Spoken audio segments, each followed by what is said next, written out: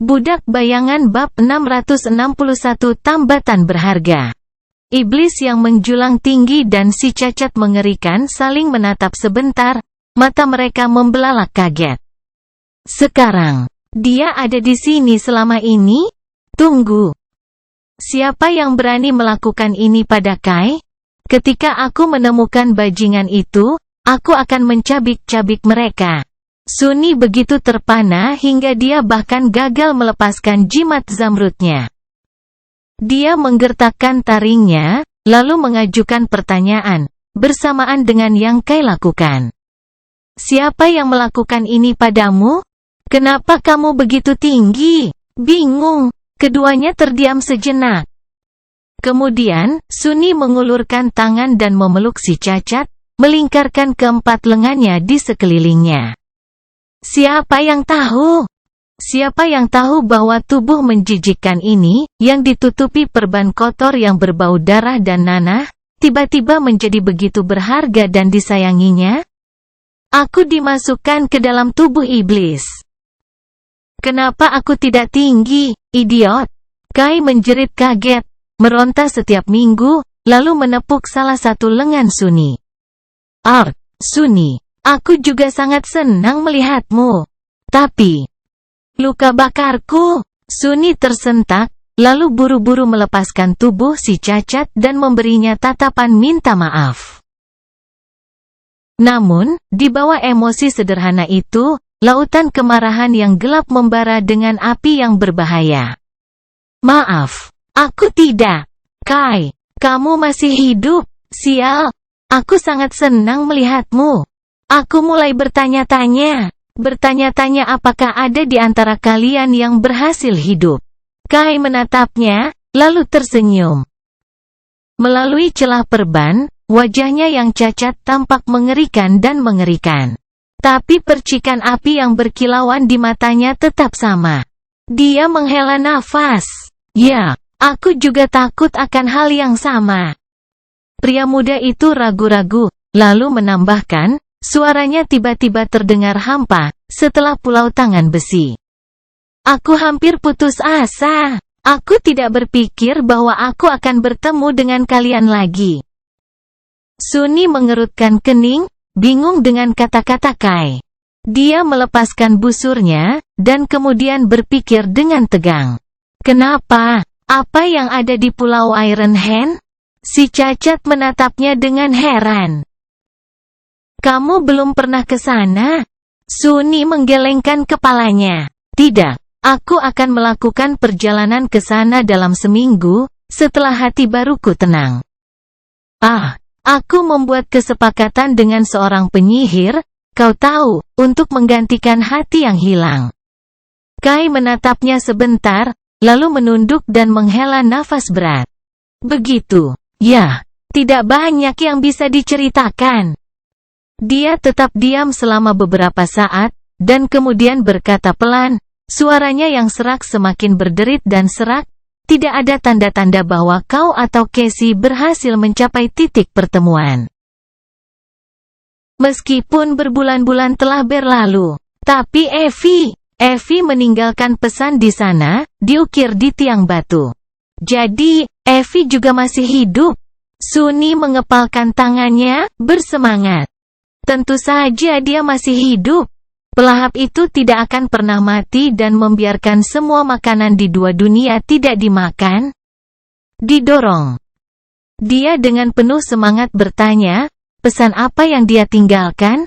Kai memalingkan muka, seolah enggan menjawab. Setelah beberapa saat, dia akhirnya membuka mulutnya dan berkata pelan, Itu hanya satu kalimat. Pria muda itu melirik Sunni, lalu menambahkan dengan nada muram, jangan datang ke Temple of the Kalis. Ternyata, Kai telah sampai di Sanktuari 2 minggu sebelum Sunni. Meskipun dia tidak merinci, pemanah itu menjelaskan bahwa dia telah dikirim ke tubuh seorang perwira di pasukan Kota Gading. Dan terjerat dalam konflik antara orang-orang matahari dan penghangat selama bulan-bulan pertama mimpi buruk. Akhirnya, dia berhasil melarikan diri dan berjalan ke timur. Perjalanannya lambat dan menyiksa karena betapa hancurnya tubuhnya, tapi entah bagaimana dia berhasil sampai ke Pulau Tangan Besi hidup-hidup. Jika nyaris saja di sana, harapannya untuk bersatu kembali dengan teman-temannya dihancurkan dengan kejam oleh kenyataan bahwa baik Sunny maupun Casey tampaknya tidak berhasil. Sementara Evie hanya meninggalkan pesan yang tidak menyenangkan yang memohon agar mereka tidak berusaha menemukannya. Dikonsumsi oleh rasa sakit dan keputusasaan yang mengerikan. Kai meninggalkan pesannya sendiri di pulau itu dan melanjutkan ke Sanctuary, di mana, seperti yang dia dengar, orang-orang yang tersesat seperti dia dapat menemukan perlindungan dan perlindungan. Dia tetap di sana sejak itu, berusaha memulihkan kekuatan sebanyak yang dia bisa dan berharap melawan semua logika bahwa yang lain akan membaca pesan yang dia tinggalkan dan datang ke Sanctuary juga. Dan kemudian, melalui takdir yang aneh, Sunny tiba meski tidak mengunjungi Pulau Iron Hand. Kai menggelengkan kepalanya dan berkata, suaranya penuh geli. Bagaimana kamu bisa sampai di sini? Tiba di kapal terbang itu, apalagi? Sunny, apa kamu tahu siapa kaptennya? Sunny mengangguk. Siapa lagi? Itu Noctis. Pria itu berkeliling bersikeras bahwa dia sekarang adalah sahabatku. Kamu tahu? Mantra itu mengirimku ke wilayah Warmonger, di mana aku ditangkap dan dipaksa untuk berpartisipasi dalam ujian jahat mereka. Aku nyaris lolos dengan nyawaku, dan tersandung padanya saat melarikan diri ke Pulau Selatan. Dia membutuhkan bantuan dari makhluk bayangan, dan aku butuh jalan ke bagian timur kepulauan berantai. Jadi, begitulah caraku tiba di sini dengan kapal itu. Dia terdiam sebentar dan merengut, berpikir dengan tergesa-gesa. Jangan datang ke Temple of the Chalice. Begitulah yang Evie tulis di tiang batu. Namun, Sunny pernah mendengar tentang tempat itu sebelumnya, dalam mimpi buruk Shadow Lord. Berikan pisau kaca itu kepada War Maiden di Temple of the Chalice, itulah yang dikatakan Shadow abadi kepada pemilik asli tubuh iblis berlengan 4 itu. Dan itulah rahasia yang ingin dipelajari Noctis dari Sunny, sedangkan Sunny ingin mencari teman-temannya. Begitu banyak kebetulan. Kai berdeham. Kamu tahu siapa dia kan? Lord Noctis adalah penguasa tempat ini, serta salah satu dari 5 dewa abadi. Di seluruh Kingdom of Hope, dia ditakuti dan dihormati dalam ukuran yang sama, dan namanya identik dengan misteri dan kekuatan. Serta pesta pora, kenakalan, dan bencana. Makhluk seperti dia.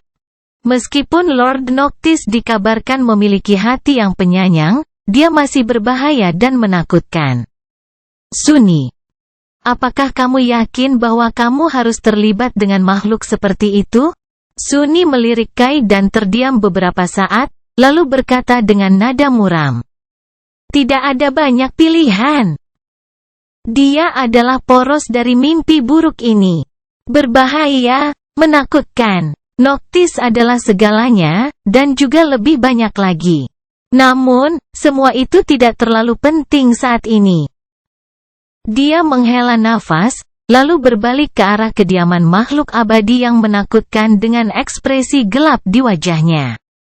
Yang penting sekarang adalah dia bisa membantu kita menemukan Evie. Budak Bayangan bab 662 Tawar-menawar setan. Sunny ragu-ragu untuk beberapa saat, lalu menatap Kai dan berkata dengan tekad. Ayo pergi. Kai mengangguk dan mengikuti iblis berlengan 4 itu, mendorong tubuhnya yang diperban dengan usaha yang terlihat. Melihat penderitaan temannya, Sunny mengertakkan gigi.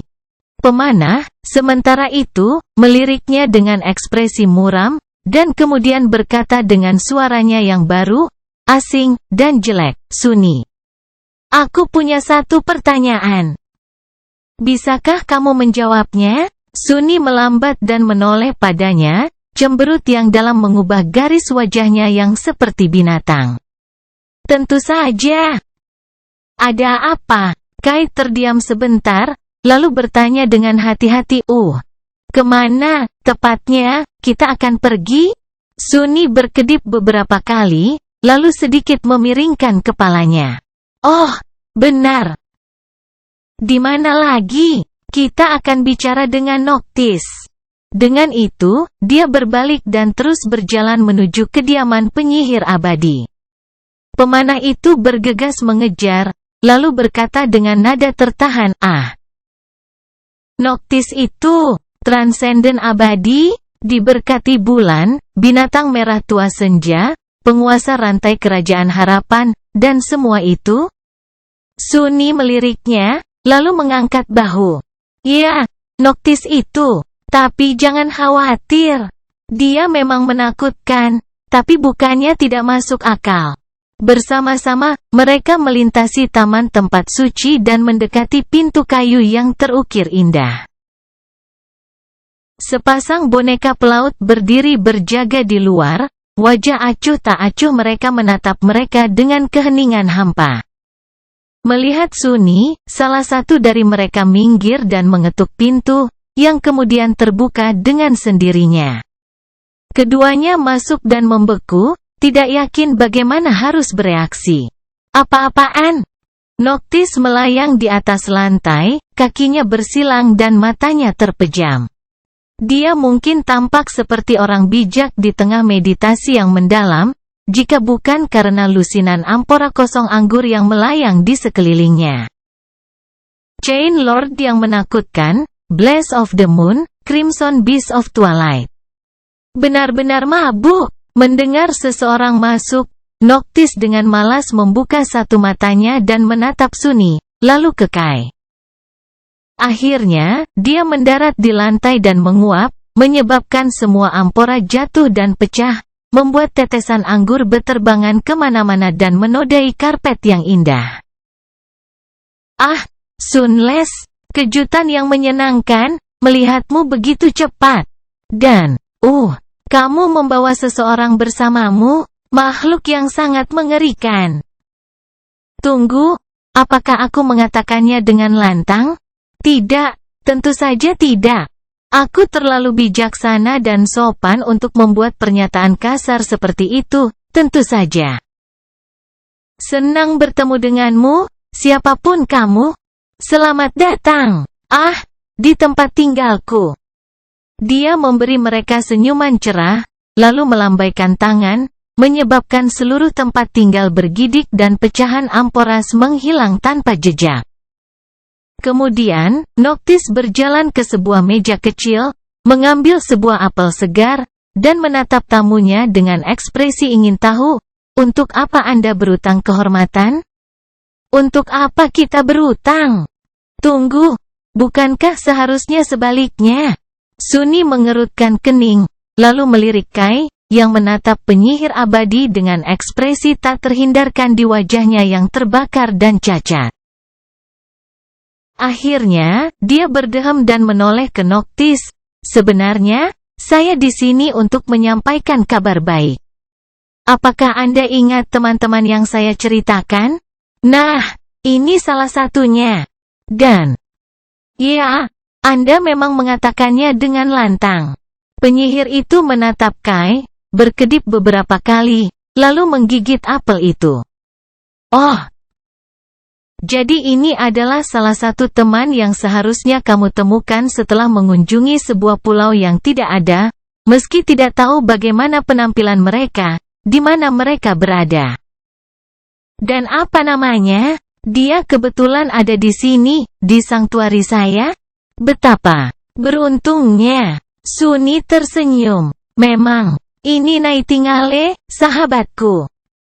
Seorang pria dengan suara malaikat, dan wajah yang menyertainya. Kai meliriknya sekilas, lalu membungkuk sedikit dan memaksakan sapaan yang berderit, senang bertemu denganmu, Tuan Noctis.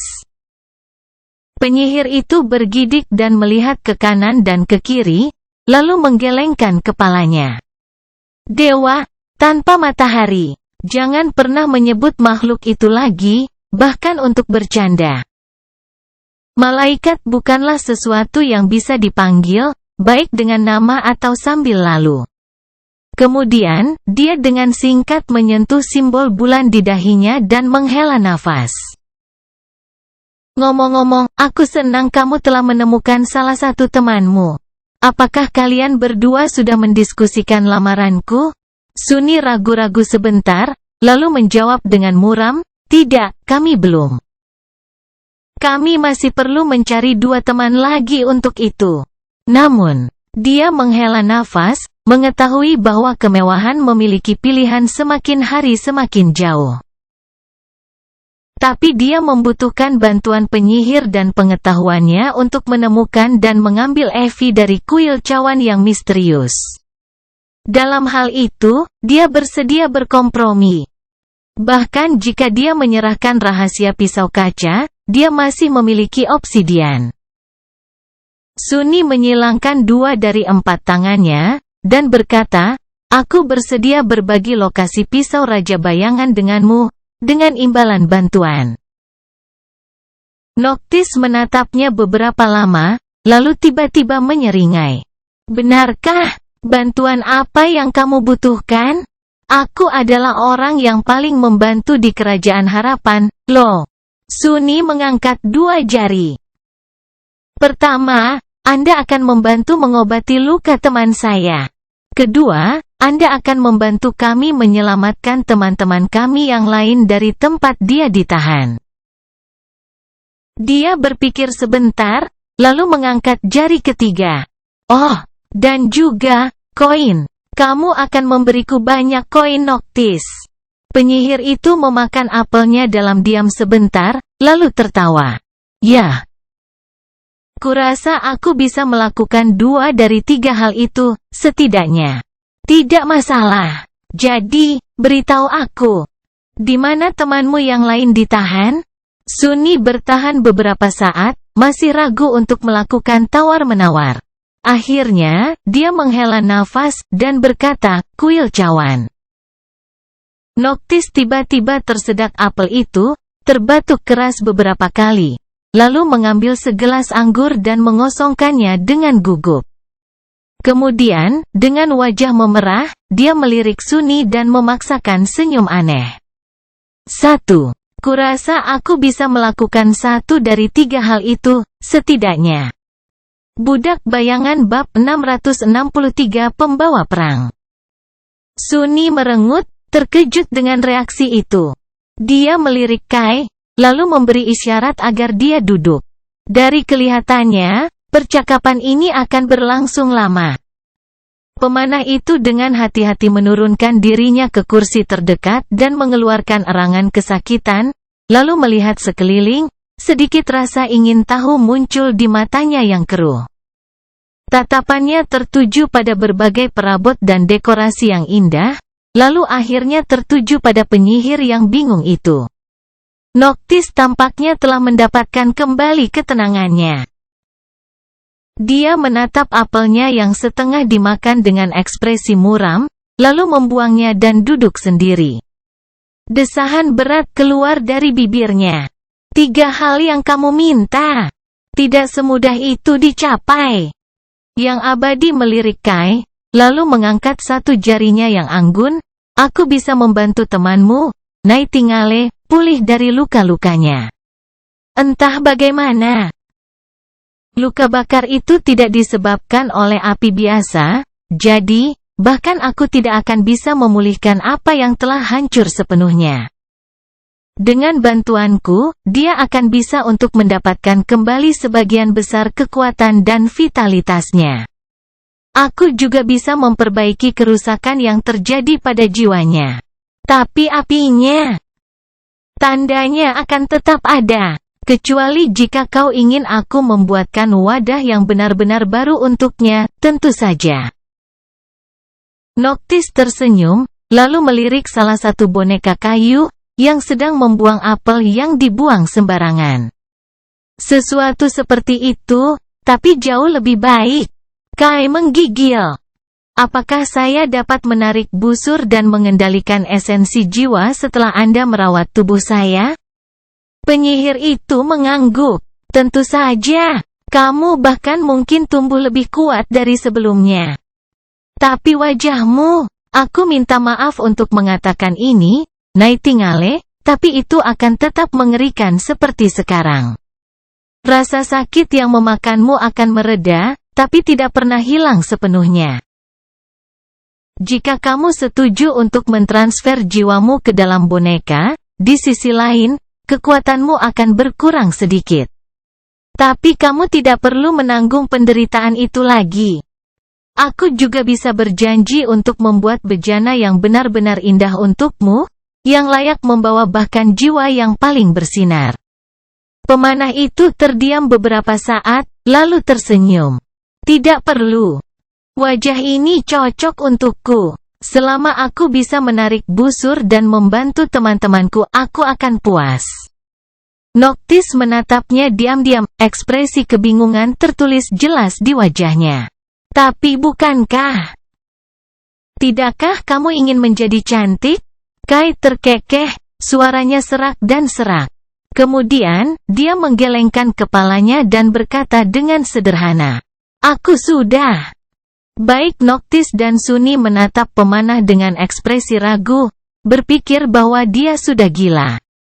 Ya, lebih dari siapapun di Kerajaan Harapan telah kehilangan milik mereka.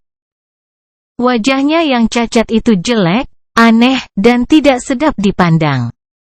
Apa yang ingin dia katakan? Namun, sepertinya Kai tidak merasa harus memperluas pernyataan aneh itu. Dia hanya tetap diam, dengan tenang menatap penyihir itu. Setelah beberapa saat, Noctis berbalik dan mengangkat bahu. Ya, sesuai keinginanmu. Perawatannya akan lama dan menyakitkan, tapi bisa dilakukan. Kemudian, dia mengangkat jari kedua dan melirik Sunny. Hal lain yang kamu minta. Banyak koinku kan? Sejujurnya. Bagaimana aku mengatakan ini? Tidak. Sunny mengerjap, terkejut. Apa sebabnya? Penyihir itu menguap, lalu membuat gerakan tak berdaya dengan tangannya. Apa yang bisa saya katakan? Membuat koin-koin itu membutuhkan waktu. Apakah Anda tahu berapa lama saya membuat beberapa ribu sebelumnya? Setiap koin berisi sepotong jiwa yang rusak. Itulah alasan mengapa mereka begitu berharga, dan didambakan oleh semua orang di Kerajaan Harapan. Dia berpikir sejenak dan menambahkan dengan linglung, sekarang setelah kau mengingatkanku, hanya sebagian besar jiwa yang rusak. Kurasa ada beberapa manusia yang kuberikan pada mimik juga. Terlepas dari itu, semua koin itu habis ketika si bodoh malang itu mengambil pisau obsidian dari altar. Jadi, jika Anda benar-benar ingin saya membuat yang baru, saya kira saya dapat dengan cepat membunuh semua orang di Sanktuari dan memasak 100 atau 2. Sunny menggigil, lalu buru-buru mengangkat tangannya. Tidak perlu. Jangan bunuh siapapun, belum. Noctis tersenyum. Apakah kamu yakin? Baiklah, jadi. Dia mengangkat jari ketiga. Terakhir, Temple of the Chalice. Aku minta maaf untuk mengatakan ini, tapi sama sekali tidak ada kesempatan bagiku untuk pergi mendekati tempat itu lagi. Bukan berarti aku bisa, bahkan jika aku mau. Dan aku tidak pernah. Sunny menatap tukang sihir itu dengan cemberut yang dalam, lalu menggertakkan giginya. Mengapa? Apa yang mengerikan dari tempat itu? Noctis menggigil, lalu menghela napas dan dengan gugup meminum anggurnya. Bukannya mengerikan. Hanya saja laki-laki tidak diperbolehkan memasuki kuil, kecuali mereka melayani seorang wanita. Mereka memberlakukan aturan itu. Setelah terakhir kali aku berkunjung. Sunny benar-benar berusaha untuk tidak membiarkan wajahnya berubah, dan hanya memelototi Noctis, matanya berkedut. Tidak nyaman di bawah tatapan membunuh itu, penyihir itu menyusut dan memalingkan muka. Geraman rendah keluar dari mulut Sunny. Siapa yang peduli? Kamu adalah salah satu penguasa rantai. Apa yang bisa mereka lakukan jika kamu memutuskan untuk melanggar aturan itu? Noctis tertawa gugup. Kau tidak mengerti, Chain Lord atau tidak?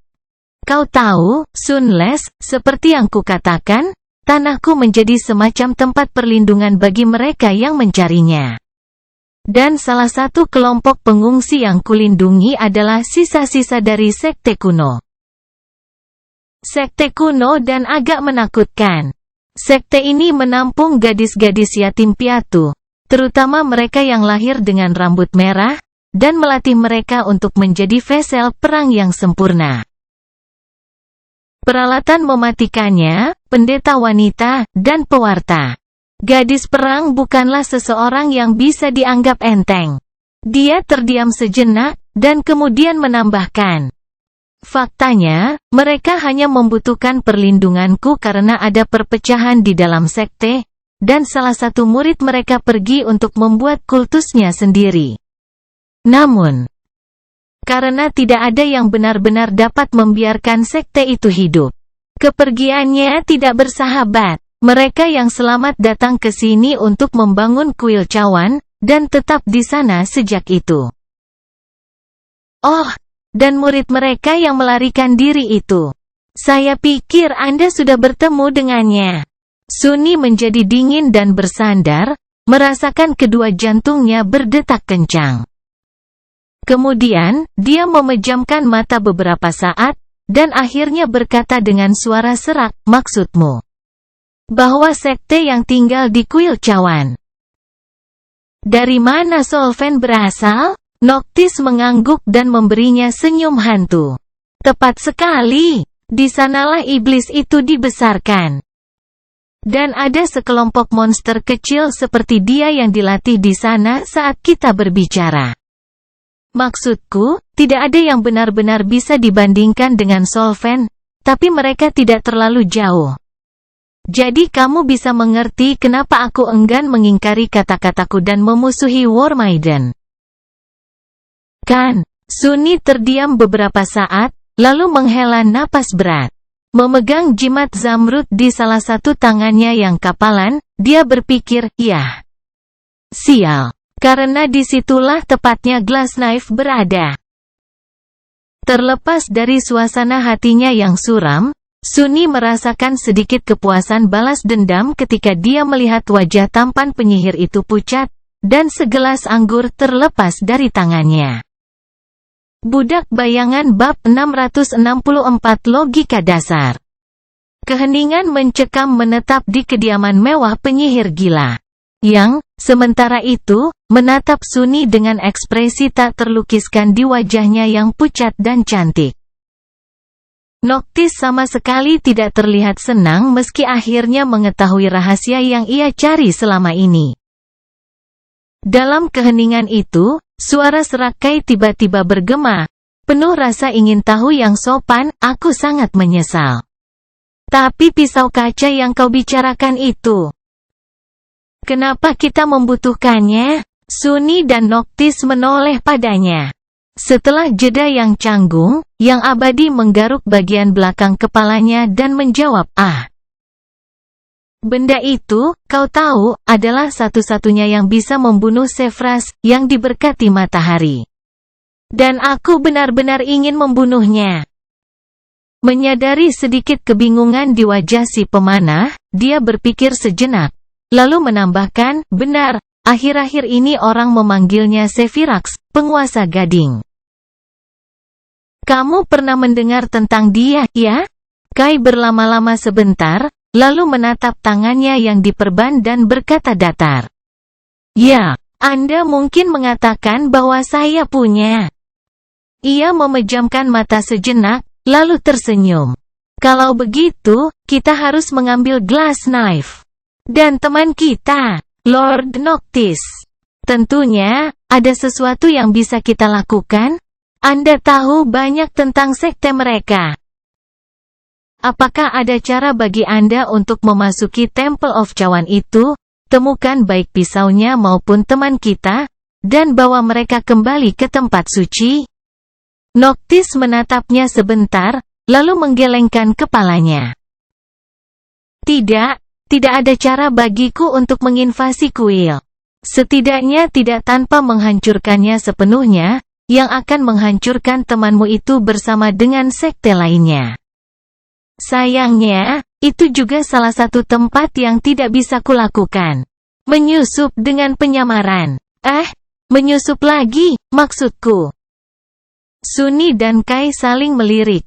Lalu, si pemanah dengan hati-hati bertanya, kalau begitu, bagaimana kalau kita malah menyusup? Penyihir itu menatap mereka dengan heran, lalu tertawa. Sunless dan Nightingale. Kalian pasangan yang aneh, apa kalian tidak tahu rasa takut? Aku baru saja memberitahumu betapa menakutkannya War Maiden. Sunni tersenyum, memperlihatkan taringnya yang tajam, lalu mengangkat bahu. Kai menggelengkan kepalanya dan menjawab untuk mereka berdua, menyelamatkannya dari keharusan melakukannya. Oh, sebaliknya. Kami berdua sebenarnya sangat pengecut. Tapi, Lord Noctis, kamu mungkin tidak tahu ini, tapi Sunless dan aku, kami sendiri bisa sedikit menakutkan. Transcendent abadi memberi mereka tatapan ragu, dan kemudian menggelengkan kepalanya. Entah bagaimana, saya percaya itu. Tapi tidak masalah. Bahkan jika Anda mau, Anda tidak bisa masuk ke kuil cawan. Hanya wanita yang diizinkan masuk, dan tidak ada wanita pada saat itu. Mereka hanya akan memberikan jalan bagi prajurit wanita dengan keterampilan terbaik, mereka yang terselubung ketakutan dan bau dari banyak medan perang berdarah. Mungkin dengan beberapa pelayan rendahan, paling banter. Kalian berdua laki-laki, jadi percuma mencoba. Sunni ragu-ragu selama beberapa saat, lalu menghela napas dalam-dalam dan berkata, sebenarnya itu tidak akan menjadi masalah. Noctis mengedipkan mata beberapa kali dan menatapnya dengan geli bingung. Bagaimana bisa? Sunless. Penyihir itu memberinya tatapan aneh, lalu bertanya dengan senyum nakal. Apakah ada sesuatu yang saya tidak tahu tentang Anda? Sunni meliriknya dengan muram, merengut, dan menjawab dengan nada tajam, ada banyak. Tapi bukan itu yang kumaksud. Aku hanya punya prajurit wanita dengan keterampilan yang mengerikan. Di tangan. Dengan itu, dia memanggil Sein. Dua api rubi menyala di kedalaman bayangannya, dan kemudian iblis pendiam keluar darinya, diliputi kegelapan. Sosok anggunnya muncul di tengah kediaman penyihir, dan kemudian bayangan itu menoleh sedikit, menatap tuan tempat itu dengan ketidakpedulian yang dingin. Noctis balas menatapnya, matanya melebar. Bibirnya bergetar. Itu. Penyihir itu mencondongkan tubuh ke depan, ekspresinya membeku, dan kemudian tiba-tiba mengepalkan tinjunya dengan penuh semangat. Armor itu, desainnya, cocok. Oh, dewa. Siapa yang memalsukan mahakarya itu? Sunless, tolong beritahu aku. Sein sedikit memiringkan kepalanya, sementara Sunni dan Kai menatap Transcendent abadi dengan ekspresi yang tak terhindarkan. Setelah hening beberapa saat, Sunni berdeham. Sebenarnya, aku tidak yakin. Pangeran dunia bawah, kurasa. Tunggu, apa kau tidak melihatku memakai armor yang sama? Noctis meliriknya dengan bingung, lalu melambaikan tangannya dengan acuh. Jika aku melakukannya, kamu pasti tidak melakukannya dengan adil. Namun kecantikan ini, jadi itu adalah adik laki-laki Hop, ya? Siapa yang tahu dia memiliki selera yang sempurna? Akhirnya, penyihir itu menyadari sekelilingnya dan mengalihkan pandangannya ke atas. Menatap langsung ke mata Ruby Sein. Senyumnya melebar, tapi kemudian menjadi agak aneh. Dia melirik Sunny dengan bingung, tanpa matahari. Ini adalah salah satu bayanganmu, ya? Kenapa dia lebih kuat darimu? Oh, apakah kamu mewarisi makhluk agung ini dari Raja Bayangan? Bajingan itu! Dia telah menyembunyikan harta sebesar itu dariku selama ini. Sunny sama sekali tidak menyukai cara Noctis memandang Sein.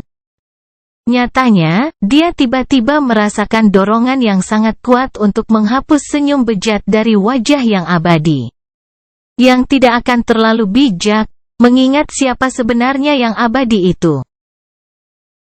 Dia menggertakkan giginya. Tidak, jika kamu harus tahu, aku telah membuatnya sendiri. Dan juga, dia bisa mendengarmu. Bersikap sopan, ya? Noctis membeku, lalu tersentak dan tiba-tiba berubah menjadi sangat sopan. Maaf. Dia melirik Sein, lalu berjalan mengelilinginya, mempelajari iblis pendiam dengan ekspresi yang sangat serius. Bayangan itu tidak bergerak, tampaknya tidak peduli dengan kehadirannya. Akhirnya, tukang sihir itu kembali ke tempat asalnya dan tersenyum. Bayanganmu itu mungkin memang diizinkan masuk ke kuil Kalis. Dia memiliki kehadirannya. Bahkan aku terkesan, kalian berdua akan berperan sebagai pelayannya, kurasa. Sunny dan Kai saling berpandangan, lalu mengangguk. Penyihir itu berbalik, berpikir, lalu berkata dengan serius itu. Mungkin benar-benar berhasil. Begitu kamu berada di dalam, kamu dapat menemukan temanmu dan menemukan pisau kaca. Itu akan sangat berbahaya, tetapi bukan tidak mungkin. Jika kamu berhasil, aku dapat memastikan pelarianmu yang aman. Namun, Noctis melirik mereka, ekspresinya menjadi muram. Tanpa matahari, Nightingale. Jika ada yang salah di dalam Temple of the Kalis, bahkan aku tidak akan bisa menyelamatkanmu. Kamu akan sendirian. Jadi tanyakan pada dirimu dengan serius apakah menyelamatkan temanmu layak atau tidak mempertaruhkan nyawamu. Kamu bisa mendapatkan teman baru, loh. Tapi kamu hanya bisa mati sekali. Kai menatap penyihir abadi, dan tersenyum. Itu sangat berharga. Sunny tidak terlalu cepat bicara. Setelah beberapa saat, dia mendengus dan membuang muka. Aku tidak mudah berteman, jadi yang aku miliki sangat berharga. Kita harus melindungi barang berharga mereka, tahu? Itu hanya logika dasar. Dia melirik Noctis dengan ekspresi gelap dan menambahkan, selain itu, siapa bilang kamu hanya bisa mati sekali? Aku sudah mati ratusan kali, dan itu baru setelah bertemu denganmu. Membunuhku benar-benar usaha yang sangat merepotkan. Budak Bayangan bab 665 persiapan. Setelah percakapan mereka dengan Noctis selesai, Sunny dan Kai meninggalkan si penyihir sendirian. Yang abadi membutuhkan waktu untuk melakukan persiapan, jadi mereka memiliki beberapa jam tersisa sebelum perawatan pemanah akan dimulai. Setelah itu, mereka tidak akan bertemu lagi sampai selesai, yang akan memakan waktu setidaknya seminggu. Berjalan melewati taman sangtuari yang indah, Kai terdiam beberapa saat, lalu berkata sambil tersenyum, "Yah. Kupikir itu berjalan dengan baik." Sunny meliriknya dengan ekspresi gelap. "Kamu pikir?" Pemanah itu mengangkat bahu, lalu sedikit mengernyit. Perban yang menutupi wajahnya yang cacat bergerak, memperlihatkan ekspresi bingung. "Bukankah begitu?" Sunny menggelengkan kepalanya. "Tidak. Sebenarnya kami telah ditipu. Coba pikirkan. Aku ingin mendapatkan 3 hal dari Noctis sebagai imbalan untuk mengungkapkan lokasi pisau kaca kepadanya. Sembuhkan kamu, selamatkan Evie, dan terima koin ajaibnya. Tidak hanya apakah dia memaksakan rahasia itu keluar dariku bahkan tanpa mengangkat satu jari pun, dia bahkan membodohi kami untuk mengambil pisaunya sebagai gantinya. Sambil berpikir bahwa itu adalah ide kami sendiri, tidak kurang. Dia meringis, lalu menghela nafas berat. Menakutkan. Dia penipu yang licik, dan pikiranku sendiri tampaknya tumpul oleh kutukan harapan. Tetap saja, semuanya baik-baik saja. Noctis akan menyembuhkan tubuhmu, tidak ada lagi yang penting. Kai mengerutkan kening ketika Sunny menyebutkan pengaruh Hope, tetapi tidak bertanya apa-apa, mengungkapkan bahwa dia sendiri yang mengetahuinya. Setelah beberapa saat, dia berkata, ketika kamu mengatakannya seperti itu, aku merasa sedikit bodoh. Tapi, Sunny, jika kamu tahu bahwa kita sedang ditipu, kenapa kamu tidak mencoba melakukan tawar-menawar yang lebih keras? Sunny mengangkat bahu. Tidak ada gunanya. Aku tidak mengharapkan dia untuk memenuhi ketiga permintaanku, pokoknya. 2 di antaranya hanya untuk pertunjukan. Meskipun koin-koinnya berguna, aku bisa melakukannya tanpa mereka. Untuk menyelamatkan Evie, itu adalah tugas kita sendiri. Saya tidak akan mempercayakannya kepada orang luar, terutama transenden kuno dengan motif misterius. Dia terdiam beberapa saat. Lalu menambahkan, kita harus bersekutu dengan setidaknya salah satu penguasa rantai untuk menaklukkan mimpi buruk ini. Tetapi bergantung pada kekuatan orang lain adalah lereng yang licin. Pada akhirnya, kita hanya bisa menaruh kepercayaan pada upaya kita sendiri. Kai memiringkan kepalanya sedikit. Jadi, kedua permintaan itu hanyalah umpan, dan niatmu yang sebenarnya hanya untuk membuat Noctis menyembuhkanku? Tenggelam dalam pikiran, Sunny hanya mengangguk. Pemanah itu tersenyum, lalu bergumam di bawah hidungnya, aku ingin tahu siapa yang menipu siapa, lalu. Mereka sampai di sudut taman dalam diam dan duduk di rerumputan. Ada begitu banyak yang ingin Sunny katakan pada Kai, dan begitu banyak yang ingin ia tanyakan. Dia yakin Kai merasakan hal yang sama. Tetapi bahkan tanpa harus mengatakan apa-apa, keduanya memutuskan untuk tetap diam. Mereka telah berbagi beberapa hal tentang pengalaman mereka di Nigma, dan untuk detailnya. Itu harus menunggu sampai kelompok itu kembali bersama. Meskipun mengetahui bahwa itu bodoh, mereka berdua berpegang pada perasaan bahwa dengan menunda percakapan ini, entah bagaimana mereka meningkatkan kemungkinan 2 anggota lainnya bergabung dengan mereka tanpa cedera. Setelah beberapa saat, Kai bertanya, apakah kamu? Apakah menurutmu dia baik-baik saja? Evie? Dari apa yang dikatakan Noctis, sekte itu sangat kuno, tangguh, dan kejam. Jika Evie dikirim ke tubuh seorang murid, dengan emosinya. Aku benci mengakuinya, tapi aku takut padanya. Plus, tidak ada gadis yang diizinkan meninggalkan kuil itu hidup-hidup. Bagaimana kita akan membawanya pergi? Sunny terdiam beberapa saat, lalu menggeleng.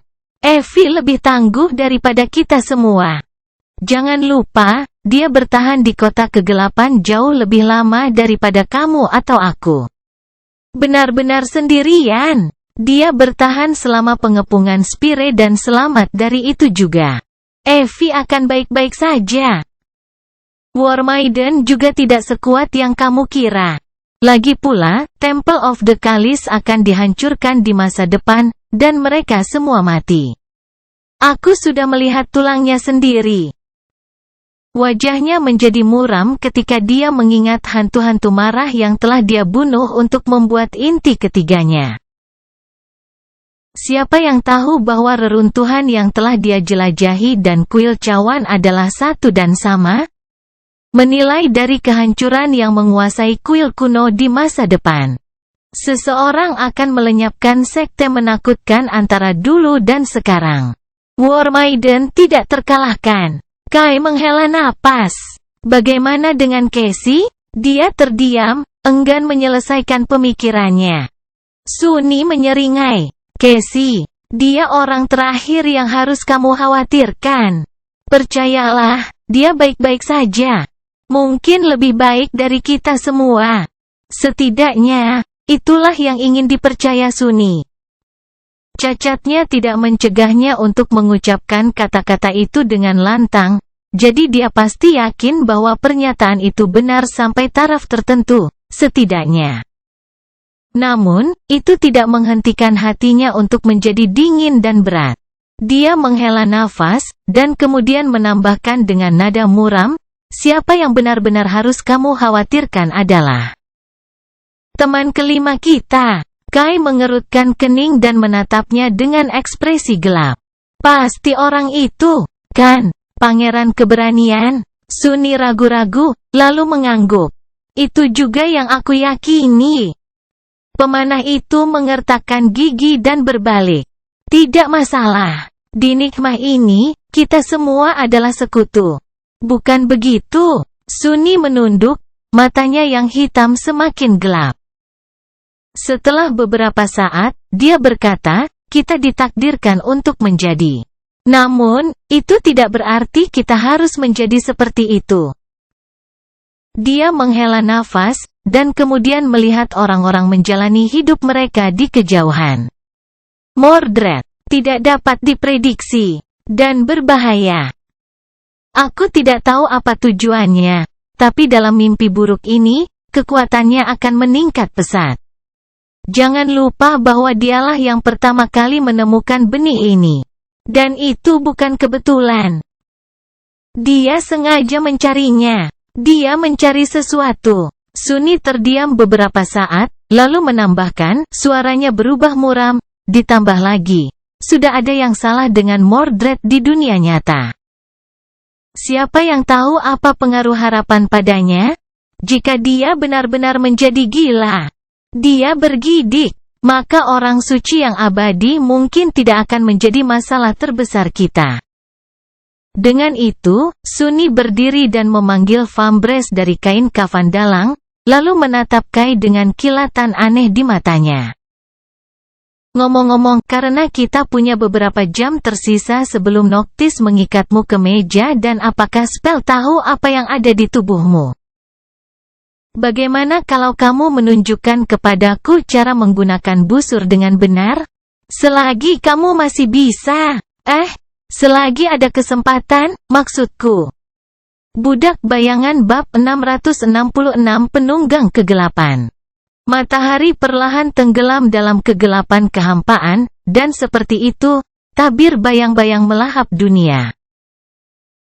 Cakrawala Barat masih menyala dengan tumpukan kayu merah saat matahari terbenam, tetapi malam yang muram sudah mendekat dari timur.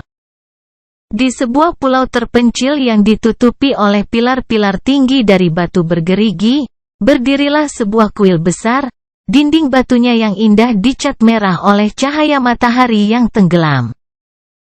Di sekelilingnya, pedang yang tak terhitung jumlahnya ditusukkan ke tanah Petrosa, bangkit darinya seperti kuburan baja yang serius.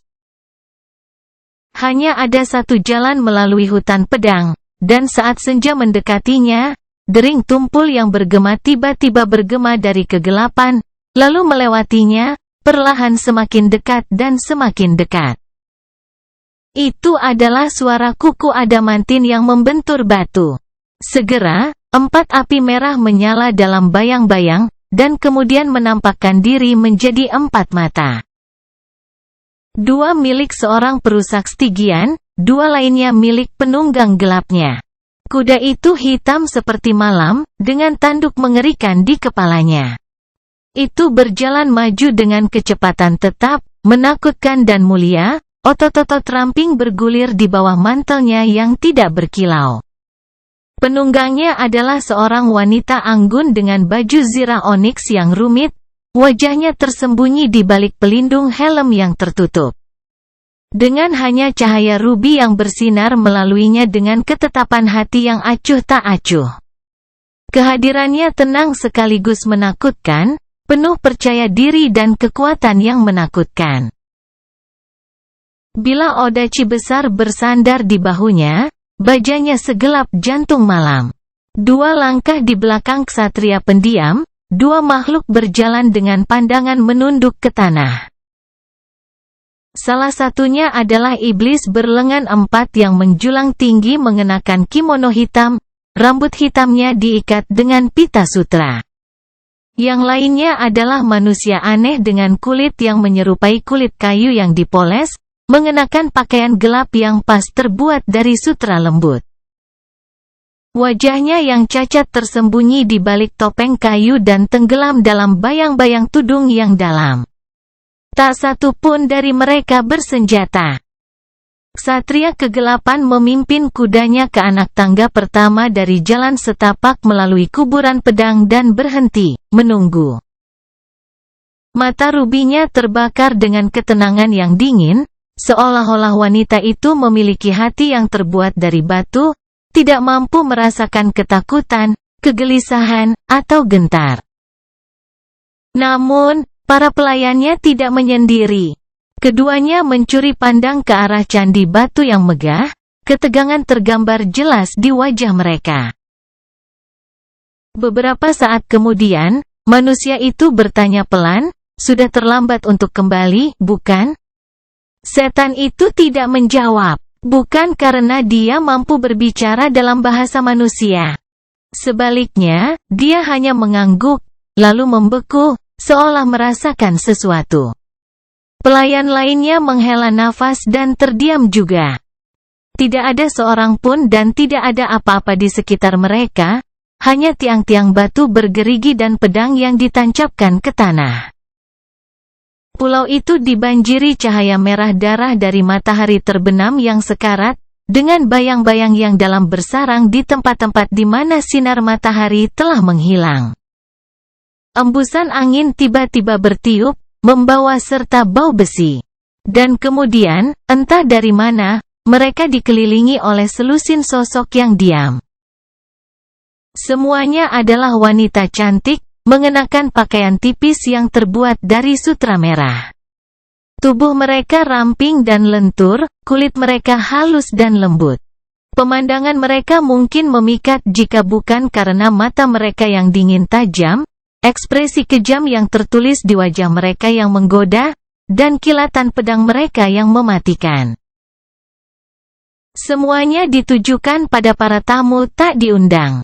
Sunni menggigil, kutukan. Noctis tidak bercanda ketika dia menggambarkan War Maiden sebagai sosok yang menakutkan. Meskipun para wanita ini baru saja terbangun, intuisinya berteriak bahwa mereka mewakili bahaya yang mematikan.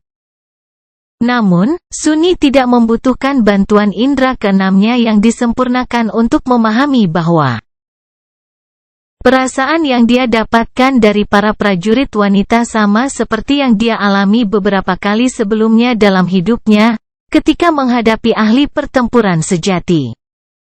Morgan of Valor telah memberinya sensasi menakutkan yang sama. Juga Auro of the Nine, Master Jet, Nevis, dan beberapa lainnya, semuanya adalah petarung elit dari tingkat tertinggi. Beberapa dari iblis ini telah dia lawan dan entah bagaimana selamat. Tetapi bukannya tanpa menumpahkan banyak darah dan menerima bekas luka yang dalam, jika tidak di tubuhnya, maka di jiwanya. Dan saat ini, dia sedang menatap 12 monster seperti itu. Dan ini hanyalah penjaga, tidak diragukan lagi. Siapa yang tahu orang suci pertempuran seperti apa yang akan dia temui di dalam kuil? Tidak heran sekte ini menjadi tempat lahir solven. Penuh firasat buruk, dia memastikan untuk tidak melakukan gerakan tiba-tiba dan terus menatap tanah. Perannya selama bagian ini agak sederhana. Dia tidak perlu melakukan apa-apa. Tuannya mungkin khawatir, tetapi Sein tampaknya tidak peduli sama sekali. Dia menoleh sedikit dan menatap War Maiden, tatapannya setenang dan acuh tak acuh seperti biasa. Menyadari ketenangannya, beberapa prajurit wanita mencengkeram senjata mereka lebih erat. Salah satunya, seorang wanita jangkung dengan rambut merah dan mata berwarna baja, sedikit mengernyit, lalu bertanya dengan suara serak, "Apa yang membawamu ke Temple of the Kalis?" Iblis wanita. Sein, tentu saja, tetap diam. Sebaliknya, Kai maju selangkah dan membungkuk, lalu berbicara, suaranya yang jelek terdengar seperti jeritan logam berkarat, "Salam, prajurit." Nona. Gadis perang memandangnya dengan jijik dan menyela, "Siapa yang mengizinkanmu berbicara, Bung?" Kai tetap tertunduk beberapa saat, lalu berdiri tegak dan menatap wanita itu dari balik tudungnya. "Suara wanitaku bukan untuk kamu dengar. Dia hanya berbicara kepada mereka yang mengalahkannya dalam pertempuran. Dan karena itu, dia tidak berbicara sejak mengambil sumpah serius ini." War Maiden terdiam beberapa saat, mengamati sosok Sein yang anggun dan menakutkan. Kemudian, dia tersenyum gelap. Dia pasti tidak bertarung dengan siapapun yang pantas untuk dilawan, kalau begitu. "Kamu adalah pelayannya?" Kai mengangguk. "Memang, aku adalah suaranya, dan makhluk di sana itu adalah bayangannya. Kami melayani wanita itu." Wanita itu berlama-lama sejenak, lalu meliriknya dan mengangkat alis. "Apa yang dilakukan manusia sepertimu ditemani dua bayangan?" Pemanah itu terdiam selama beberapa detik. Dan kemudian menjawab, "Dahulu kala, orang-orang jahat menangkapku dan mengunciku di sumur yang dalam dan gelap. Aku akan mati di sana karena kehausan dan kelaparan. Tetapi istriku mengangkat jeruji yang berat dan membantuku melarikan diri, sementara iblis itu membantai para pelaku kejahatan. Aku berutang budi kepada mereka yang tidak akan pernah bisa dibayar." War Maiden menatapnya diam-diam, lalu mengangguk.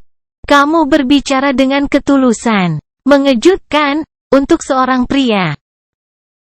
Katakan padaku, lalu, mengapa nonamu datang ke kuil kami?" Kai melirik Sein dan sedikit ragu. Sunni juga merasakan jantungnya mulai berdetak lebih cepat. Ini adalah bagian paling berbahaya dari rencana mereka. Nyatanya, dia masih belum sepenuhnya yakin bahwa ini akan menjadi langkah yang bijak.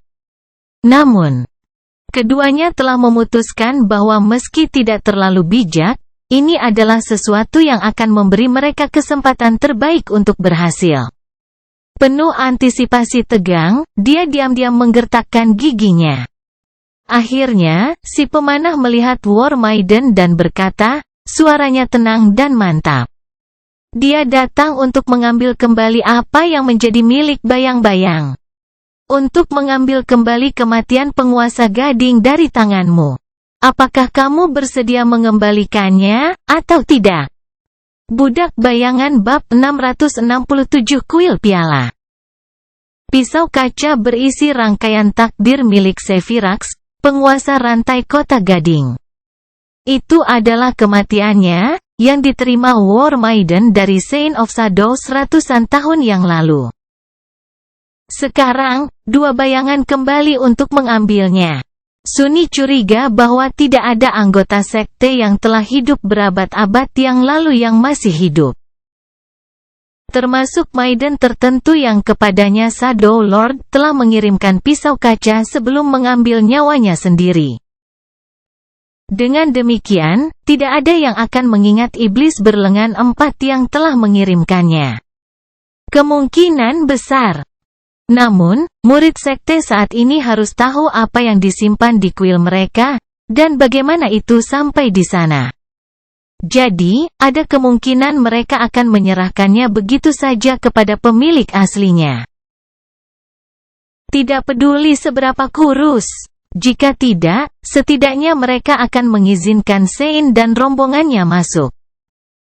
Itulah harapan Sunni. Dan dilihat dari fakta bahwa para Maiden tidak langsung menyerang setelah mendengar pernyataan provokatif Kai, perhitungannya tidak salah. Wanita jangkung yang berbicara dengan mereka terdiam begitu pisau kaca disebutkan, ekspresi muram muncul di wajahnya. Dia mengamati sosok Sein yang tidak bergerak, lalu berkata dengan dingin, suaranya yang serak menjadi sedikit serak. Jadi harinya telah tiba. Betapa beruntungnya kita untuk menyaksikannya. Seseorang akhirnya berani menantang Sekte Merah untuk kepemilikan relik kuno. Siapa yang tahu bahwa saya akan menyaksikan kisah anak-anak ini menjadi kenyataan? Dia tersenyum muram, lalu memiringkan kepalanya, tidak ada humor di matanya yang abu-abu tajam. Namun, kamu salah, Sado. Glass Blade bukan milikmu, atau salah satu kerabatmu. Itu telah dipercayakan kepada nenek moyang kita, yang meneruskan tugas melindunginya ke lingkungannya, dan melalui mereka, untuk kita. Wanita itu berlama-lama, lalu menghela nafas. Namun, itu bukan tempatku. Untuk menempatkanmu di tempatmu. Ayo, iblis wanita. Izinkan aku menyambutmu di Temple of the Chalice. Dengan itu, War Maiden perlahan menurunkan senjata mereka. Dan kemudian mengikuti pemimpin mereka saat dia berbalik untuk berjalan di jalan melalui kuburan pedang. Dikelilingi oleh mereka, Sein, Sunny, dan Kai tidak punya pilihan selain berjalan maju. Setelah beberapa saat, iblis pendiam itu dengan anggun melompat turun dari punggung Nikmah, yang kemudian menghilang ke dalam bayang-bayang dan kembali ke jiwa Sunny. Terlepas dari kenyataan bahwa para prajurit wanita cantik telah menyarungkan pedang mereka, permusuhan mereka tetap ditujukan pada ketiga orang asing itu. Dan tatapan mereka masih setajam dan berbahaya seperti bilah baja. Sungguh sekelompok yang tidak ramah.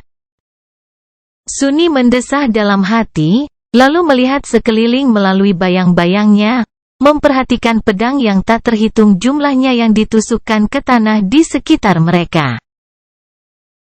Entah bagaimana, dia merasa bahwa masing-masing senjata ini memiliki sejarah. Kisah kekerasan pertempuran dan pertumpahan darah yang berakhir dengan kematian. Mungkin beberapa pedang ini pernah menjadi milik War Maiden di masa lalu, tapi sebagian besar pasti digunakan oleh para prajurit yang dibunuh oleh anggota sekte tersebut.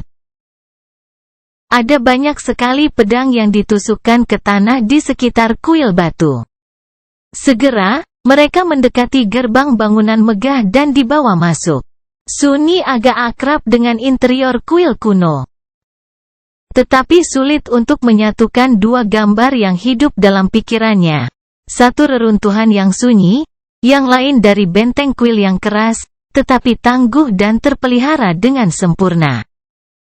Mereka diantar ke aula masuk yang luas, di mana Sein mengikuti perintahnya dan berhenti, seolah tidak mau melangkah lebih jauh. Gadis jangkung dengan mata abu-abu meliriknya dan tersenyum dingin. Tunggu di sini, iblis wanita. Aku akan memberitahu para tetua tentang kedatanganmu. Dan kamu menantang. Sein berdiri dengan bilah ular jiwa bertumpu di bahunya, tidak bergerak seperti potongan patung oniks hitam yang indah. Kehadirannya menyendiri dan acuh tak acuh, seolah-olah mereka bertiga tidak dikepung dari semua sisi oleh prajurit yang menakutkan, tanpa ada cara untuk melarikan diri. Gadis jangkung itu pergi, tapi penjaga lainnya tetap tinggal, mengelilingi mereka dalam lingkaran lebar. Wajah mereka tenang, tetapi mata mereka tetap tajam, tangan-tangan yang kokoh bertumpu pada gagang pedang mereka. Di bawah tatapan mereka, Sunny tidak berani mengirim salah satu bayangannya untuk mengintai di sekitar kuil. Namun, dia juga tidak perlu melakukannya. Sebaliknya, dia mendengarkan suara-suara di sekitar mereka dengan rasa ingin tahu. Temple of the Chalice tampak sunyi, tetapi di suatu tempat yang jauh, suara yang berulang terdengar. Suara sesuatu yang tumpul mengenai daging, berulang-ulang, dan sesekali rantai berderak. Terganggu, dia sedikit mengernyit, lalu melirik Kai. Pemanah itu berdiri di sisi lain Sein, wajahnya tersembunyi di balik bayang-bayang kerudung yang dalam. Posenya tampak sopan dan santai, namun Sunni bisa merasakan ketegangan aneh yang tersembunyi di balik sikap santainya itu. Dia mengerutkan kening, lalu menggerakkan tangannya sedikit, menarik perhatian temannya. Kai bertahan sejenak, lalu berbicara dalam bahasa dunia nyata tanpa menoleh. Ya, aku menemukannya. Mengapa Sunni perlu menggunakan bayangannya untuk menjelajahi kuil jika Nightingale ada di sisinya? Lagi pula, kemampuan kebangkitan Kai memungkinkannya untuk melihat jauh dan luas. Dan bahkan mengintip melalui benda padat. Sangat sedikit hal yang bisa disembunyikan dari tatapannya. Jadi, tugasnya adalah menemukan salah satu dari dua benda yang mereka cari, pisau kaca. Dan hanya dalam beberapa menit, dia sudah berhasil. Kai, bagaimanapun, tampaknya tidak terlalu senang. Sunni, kurasa kita mungkin punya sedikit masalah. Kutukan. Sunni merengut, tidak menyukai nada suara temannya sedikit pun. Dia menoleh sedikit, memelototi pemuda bertopeng kayu itu. Pemanah menghela nafas. Kamu lihat, di tengah kuil, ada aula besar. Dan di tengah aula itu berdiri piala batu raksasa. Piala itu terisi penuh dengan nyala api putih. Api itu seperti api yang terbakar di langit bawah. Bahkan, saya cukup yakin bahwa salah satu dari bola api suci entah bagaimana terkandung di dalamnya. Dia berlama-lama sejenak, dan kemudian menambahkan dengan muram, pisau kaca ada di bagian bawah cawan. Tepat di tengah api suci yang memusnahkan. Budak bayangan bab 668 kapal perang. Sialan. Sial semuanya. Mengapa itu harus menjadi api ilahi? Dari semua hal, mereka bertiga akhirnya diizinkan masuk ke aula tengah kuil. Di mana sebuah piala tinggi yang dipotong dari satu lempengan batu abu-abu berdiri, penuh dengan api putih yang menyilaukan. Aula itu tenggelam dalam cahaya terang, bayang-bayang yang dalam, dan panas yang menyesakkan. Namun, bahkan panas terik itu terlalu memaafkan. Sedekat ini dengan bola api Dewa Matahari, semuanya seharusnya sudah berubah menjadi abu. Sunni menatap piala itu dengan ekspresi muram, mengingat penderitaan yang dialaminya di langit bawah.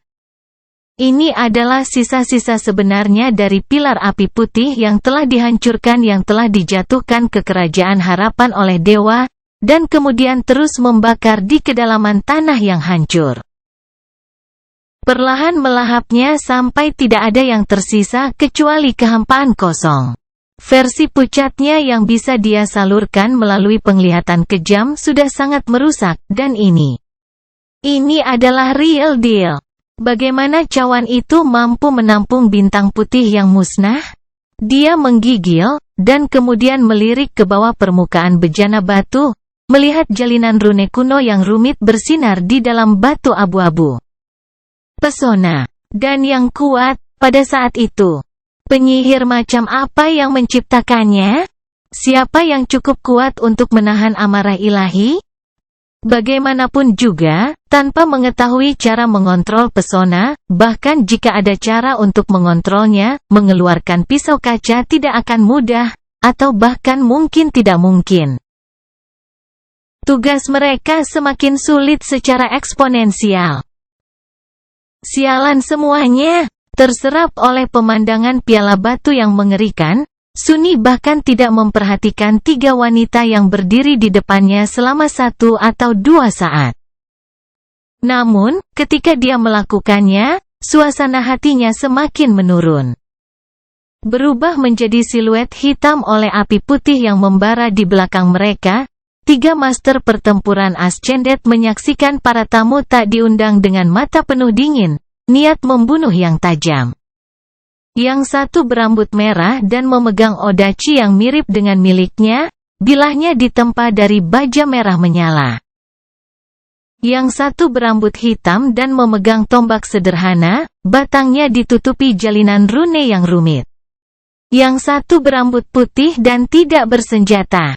Yang terakhir itu paling membuatnya takut. Solven juga tidak merasa perlu menggunakan senjata. Jika dua gadis pertama tampak seperti prajurit dengan keterampilan yang menakutkan, yang ketiga memberinya sensasi menjadi sesuatu yang lebih dari itu. Kapal perang sejati, mungkin. Dia dengan hati-hati melihat sekeliling aula, mengingat bagaimana tampilannya di masa depan. Lempengan batu yang menutupi lantai telah retak dan berubah bentuk, pilar-pilar yang kuat patah dan roboh, atapnya telah runtuh. Dinding aula, yang tampak begitu kuat dan tak tergoyahkan, telah hancur keluar, menunjukkan bahwa sesuatu telah meledak di tengah aula dengan kekuatan yang luar biasa. Cawan itu sendiri telah hancur, dengan hanya beberapa pecahan yang tergeletak di lantai dalam tumpukan cair. Dan ada tulang manusia berserakan di aula, beberapa masih ditutupi oleh sisa-sisa pakaian sutra merah, dengan hantu pendendam yang membawa amarah pembunuh bahkan ribuan tahun setelah tragedi itu. Sunni menatap tegang ke api putih yang menari-nari, lalu menggigil. Seseorang telah datang ke Temple of the Chalice dan menghancurkannya, membantai semua maiden yang menakutkan dalam prosesnya. Apakah mereka juga mencari pisau kaca? Apakah dia akan bertemu makhluk menakutkan itu? Atau apakah dia, mungkin, sudah bertemu dengan mereka? Dua wajah tiba-tiba muncul di benaknya. Wajah Solven, dan wajah Noctis. Pikirannya terganggu oleh salah satu Ascended Maiden. Wanita yang tampaknya paling kuat, iblis dengan rambut putih, menatap Sein dengan ekspresi dingin dan berkata. Suaranya bergema di kegelapan aula, saya telah diberitahu bahwa Anda ingin mengambil kembali warisan nenek moyang kami, bayangan.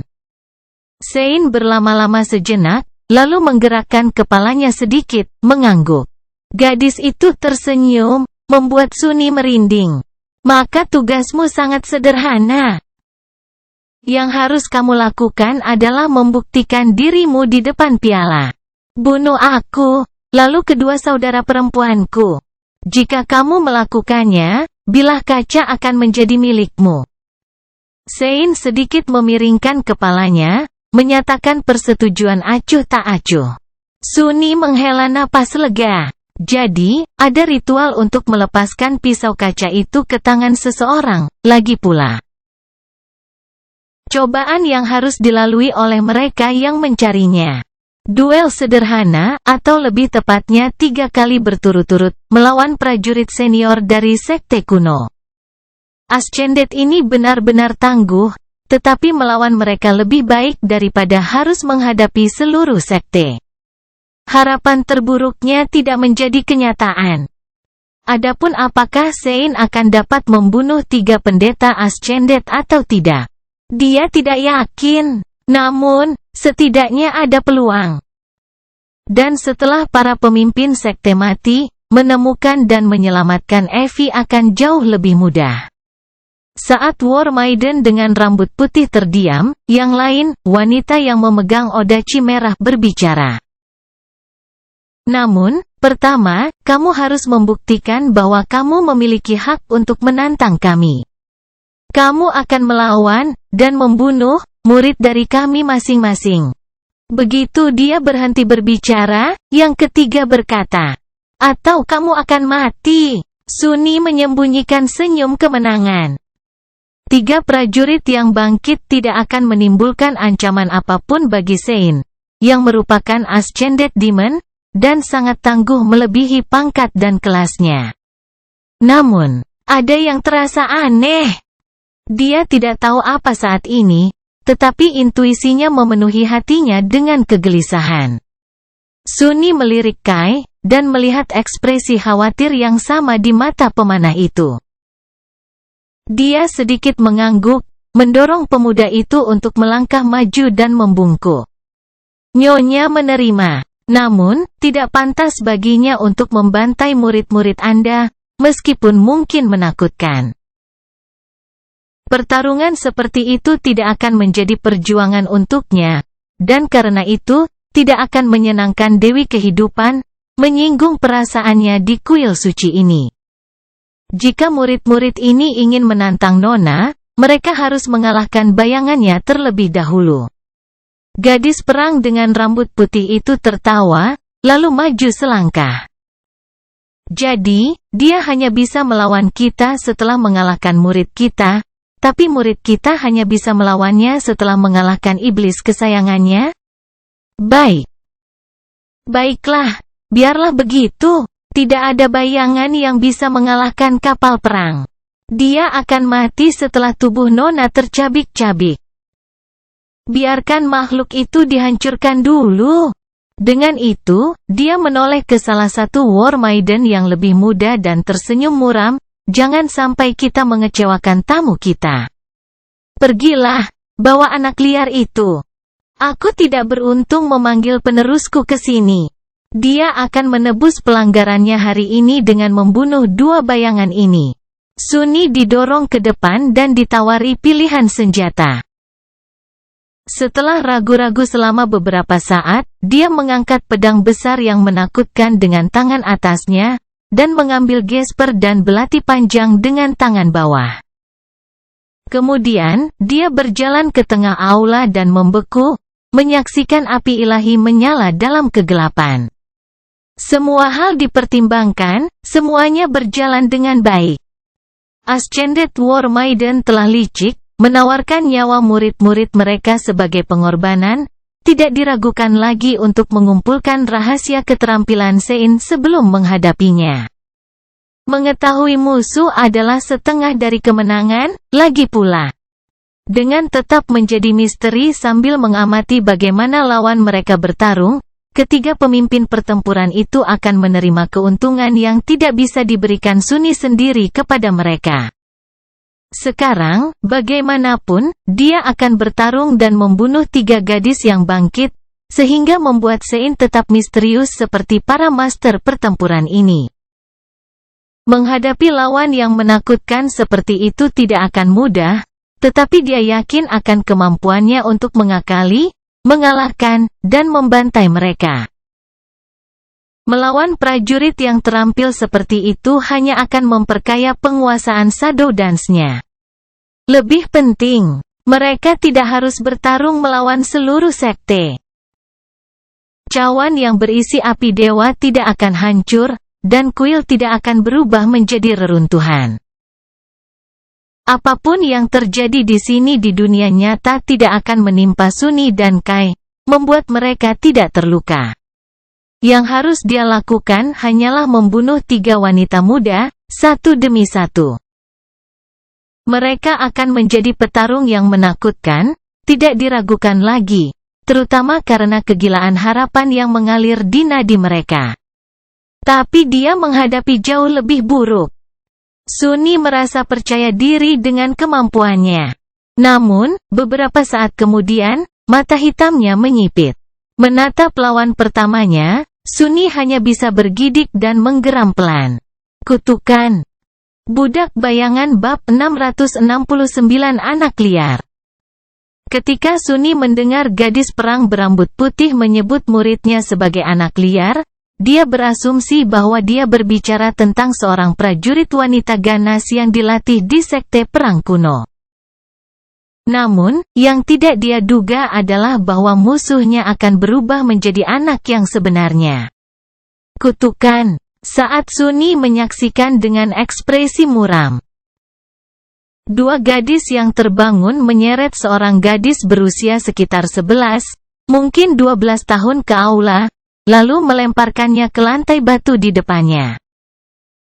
Gadis itu memiliki tubuh remaja kurus yang tampaknya belum menyentuh jalan menuju kedewasaan. Rambutnya yang pendek dan liar berwarna merah cerah, hampir sama dengan pakaian sutra robek yang dikenakannya. Kulitnya pucat dan putih, atau setidaknya, seharusnya begitu. Sebaliknya, Warnanya biru dan hitam, hampir sama dengan warna milik Sunny, yang dibuat menyerupai obsidian dengan pelukan bayangannya. Gadis itu jelas telah sering dipukuli dengan kejam, sampai-sampai sulit untuk melihat noda memar di tubuhnya yang dulu lembut. Bagian putih matanya disembunyikan oleh lapisan darah merah keruh yang menyembur dari pembuluh yang pecah, membuat anak itu terlihat seperti binatang buas yang sebenarnya. Memukul lantai, gadis itu tetap tidak bergerak selama beberapa saat, lalu menghela nafas panjang dan perlahan berdiri, otot-otot ramping bergulung di bawah kulitnya yang memar dan terkoyak. Meskipun dia tampak tinggi untuk usianya, dia masih terlalu kecil untuk mencapai dada Sunny. Terkutuklah para penyihir gila ini. Tiba-tiba penuh amarah, dia melirik ketiga Ascended War Maiden dengan ekspresi gelap, lalu menatap ke bawah ke arah anak yang dilecehkan di depannya. Apakah ini yang harus dia bunuh? Beberapa saat yang lalu, tugas itu tampak begitu mudah. Gadis itu, sementara itu, selesai mengangkat dirinya sendiri dari lantai dan menghadap War Maiden dengan ekspresi kurang ajar dan menghina di wajahnya yang memar. Dengan api liar menyala di matanya, dia meludahkan sedikit darah ke lantai dan kemudian memamerkan giginya dengan seringai liar. Apa sekarang, nenek tua? Lebih banyak latihan? Dan di sini aku baru saja mulai menikmati hukuman harianku. Terlepas dari kata-kata kasar dan nada bandel, suara gadis itu lembut dan tinggi kekanak-kanakan, dan akibatnya, apa yang dia maksud untuk terdengar menantang malah terdengar lucu. Bingung dengan itu, dia menggertakkan giginya, dan kemudian membuat gerakan kasar dengan tangannya, seolah ingin mengartikulasikan maksudnya dengan lebih baik. Hati Sunny tiba-tiba menjadi dingin. Dia tersentak sedikit, pupil matanya melebar karena terkejut. Tidak. Dia sudah bingung tentang fakta bahwa dia harus membunuh seorang anak, dan ini akan menjadi pertempuran sampai mati, apakah dia mau atau tidak. War Maiden telah membuatnya sangat jelas. Menunjukkan belas kasihan akan sama dengan mengakui kekalahan, dengan demikian menyerahkan nyawanya sendiri dan nyawa Kai untuk dibantai. Tetapi ketika gadis itu berbicara, keadaan berubah dari buruk menjadi lebih buruk. Karena meskipun dia tidak mengenali nada itu, yang langsung dia kenal. Sunny cukup yakin bahwa penduduk Kerajaan Harapan tidak terbiasa mengungkapkan maksud mereka dengan jari tengah mereka. Itu adalah hal yang dilakukan manusia di dunia nyata, yang hanya menyisakan satu kemungkinan. Anak liar di depannya. Apakah Evie? Sialan. Sekarang, tidak ada kesempatan sama sekali bahwa dia akan membunuh lawannya dan mengikuti ritual yang ditetapkan untuk mereka oleh para Maiden. Semua hal tentang tidak harus melawan seluruh sekte yang dia rasakan lega beberapa menit yang lalu. Segala kemungkinan itu pada dasarnya hilang. Bagaimana mereka bisa keluar dari yang satu ini? Dia menggertakkan giginya, geraman rendah keluar melalui mereka. Mendengarnya, War Maiden Senior tersenyum dingin, lalu menatap Evie. Tidak ada pelatihan hari ini, anak kurang ajar. Sebaliknya, ujian. Kami memiliki tamu hari ini, Anda tahu. Bunuh mereka, dan saya mungkin akan memerintahkan kakak perempuan Anda untuk memberi makan Anda hari ini. Anda telah meminta makanan, bukan? Saat menyebutkan makanan, ekspresi muram muncul di wajah memar gadis itu. Dia ragu-ragu sejenak, lalu berbalik, mencari tamu-tamu yang seharusnya dia bunuh. Karena bagaimana aula itu dinyalakan, sosok semua orang yang berdiri di dekat pintu masuk dan di sepanjang dinding, Sein, Kai, dan lusinan War Maiden yang ada di sini untuk menyaksikan tantangan, muncul sebagai siluet gelap. Satu-satunya yang bisa dilihatnya dengan jelas adalah Sunny. Evie menatap perutnya selama beberapa saat, bingung. Kemudian, dia perlahan menjulurkan lehernya, melihat lebih tinggi, dan kemudian lebih tinggi lagi. Wajahnya berangsur-angsur menjadi semakin pucat, sampai sedikit rasa takut muncul di matanya. Hoa, hai, pria besar. Dia menggigil, lalu kembali menatap gurunya. Apakah kamu bercanda? Aku harus membunuh monster itu? War Maiden menggelengkan kepalanya. Bukan monster, iblis. Kenapa? Kamu tidak lapar? Evie terdiam beberapa saat, lalu bertanya dengan suara kecil, apakah saya mendapatkan senjata, setidaknya? Prajurit berambut putih itu terkekeh kejam. Tinjumu seharusnya sudah cukup. Gunakan lidahmu jika tidak. Akhir-akhir ini lebih tajam dari pisau. Gadis kurus itu meringis, lalu menghela napas dan mengepalkan tinjunya, menoleh ke arah Sunny dengan rasa lapar dan dendam bercampur di matanya yang cerah. Suara lembutnya bergema di aula, penuh tekad yang enggan. Baiklah kalau begitu, ayo bunuh iblis. Hal-hal yang harus dilakukan seorang gadis untuk mendapatkan makan malam. Sunny menurunkan pedangnya, menatapnya dengan marah. Goblok sia, ini aku. Apakah Anda akan mengenali saya atau tidak? Jalinan rune tiba-tiba menyala di lantai batu aula, menciptakan lingkaran di sekelilingnya. Ada semacam penghalang yang mencegah keduanya melarikan diri sekarang, dan orang luar menawarkan bantuan kepada mereka. Satu-satunya yang tersisa di dalam adalah Sunny, Evie, dan ketiga War Maiden yang berdiri di depan piala. Desis Sunny, berusaha membuat anak itu memandangnya. Sial. Jimat Zamrud, lebih baik aku mendapatkannya sekarang. Dia melepaskan gagang pedang besar dengan satu tangan, berniat menggunakannya untuk mengeluarkan jimat dari lipatan kimononya. Jika Evie tidak mengenaliku, aku harus benar-benar melawannya sampai aku punya rencana. Untungnya, dia hanya seorang yang bangkit. Dengan 3 core dan augmentasi bayanganku, seharusnya tidak terlalu. Namun, sebelum dia bisa menyelesaikan pikirannya, gadis kurus itu tiba-tiba menerjang ke depan dengan kecepatan yang mengejutkan dan memukul perutnya dengan kepalan kecilnya. Iblis berlengan 4 yang menjulang tinggi terlipat seperti selembar kertas, meludahkan semburan darah, dan terlempar belasan meter ke belakang seperti boneka tanpa bobot.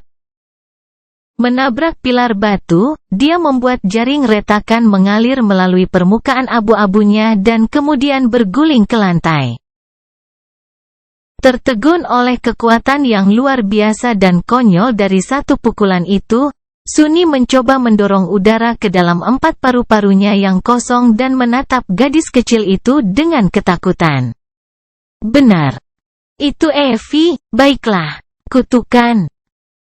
Budak bayangan bab 670 dengan sarung tangan anak. Karena kepribadian Evie yang santai dan sikapnya yang ramah, mudah untuk melupakan betapa menakutkannya dia sebagai seorang pejuang. Dari semua anggota kelompok, dia bertahan paling lama di Forgotten Shore. Dia melakukannya sambil memburu makhluk mimpi buruk di jalan-jalan terkutuk di kota kegelapan sendirian. Sebagian besar karena siapapun yang mau membantunya akan dibuang oleh penguasa Bright Castle, yang dicemooh oleh penolakannya. Fakta bahwa pemburu muda itu tidak pernah tunduk pada tuntutannya meskipun ada tanda hitam pada dirinya hanya menunjukkan betapa kerasnya keinginannya. Aspeknya membuat Evie menjadi alat perang yang sempurna. Meskipun tidak sedrastis yang mengerikan, tetapi augmentasi kecepatan sempit yang dimiliki Caster, itu masih hebat dan menakjubkan. Lebih penting lagi, itu adalah peningkatan menyeluruh kecepatan, kekuatan, ketangkasan, daya tahan, ketahanan. Setiap aspek fisiknya diangkat ke tingkat yang tidak manusiawi. Sunny mengetahui kemampuannya lebih baik daripada kebanyakan orang, karena Evie telah mengajarinya cara menggunakan tombak.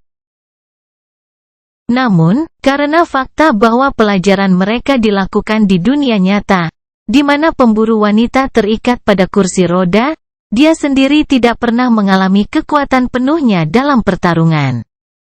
Sampai sekarang, sial, itu benar-benar menyakitkan. Sebelumnya, Sunny berharap kekuatan mereka kurang lebih sama, mengingat dia ditambah dengan 3 bayangan. Namun, itu bahkan tidak dekat. Satu pukulan itu hampir menghancurkan tubuhnya berkeping-keping. Itu hanya menjadi lebih aneh dengan fakta bahwa itu disampaikan oleh seorang anak kurus. Mungkin jika dia memiliki bayangan tambahan, atau 2. Sunny menjadi lebih kuat, tapi Evie juga menjadi lebih kuat setelah Forgotten Shore. Intinya sekarang benar-benar jenuh. Lebih dari itu, sementara Sunny bertahan di Kolosseum Merah, dia selamat dari nerakanya sendiri, tampaknya. Disiksa, diajari, dan ditempa oleh kultus yang telah menciptakan solven dari semua orang. Sunny meludahkan darah, mengertakkan gigi, dan perlahan berdiri. Ini tidak bagus. Gadis kecil itu meliriknya dengan heran dan sedikit memiringkan kepalanya. Masih hidup, sial. Bajingan tangguh. Dia berpikir untuk mengeluarkan jimat zamrud sekali lagi, tapi Evie tidak memberinya waktu. Sepersekian detik kemudian, dia sudah berada di atasnya, kakinya melayang di udara menuju tulang rusuknya. Sunny tidak punya waktu untuk memikirkan apapun. Dia tidak ingin menyakiti temannya, tetapi dia juga tidak ingin mati. Dan ditabrak oleh gadis yang memar, liar, dan mengerikan ini akan segera membunuhnya, tidak diragukan lagi. Aku perlu memperlambatnya. Bahkan jika tulang rusuknya selamat dari tendangan jahat Evie karena Bon Weave, organ yang dilindunginya tidak sekuat itu. Kejutan itu pasti akan merusak sesuatu yang penting. Sambil menggertakkan giginya, Sunny menyodorkan salah satu tangan bawahnya ke depan, meletakkan pisau belati yang tajam ke arah kaki Evie yang kecil, kurus, dan memar. Dia harus memikirkan kembali serangan itu atau berisiko membuat betisnya terbuka lebar. Kecuali, dia menggunakan kemampuan aspek keduanya, tentu saja. Terkutuklah. Belati meluncur dari kulit gadis itu bahkan tanpa meninggalkan goresan, seolah-olah itu terbuat dari baja keras.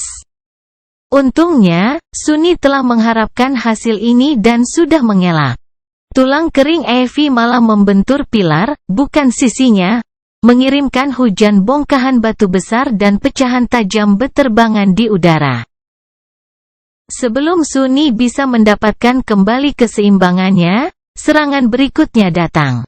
Dan selanjutnya, dan berikutnya, dan berikutnya. Tidak dapat melukai gadis itu secara serius. Dia tidak punya pilihan selain mundur di bawah serangan gencar yang mematikan, menerima beberapa pukulan sekilas yang membuatnya terhuyung-huyung dan kesakitan. Gadis kurus itu sangat kecil, tapi diimbangi dengan menjadi sangat gesit dan gesit.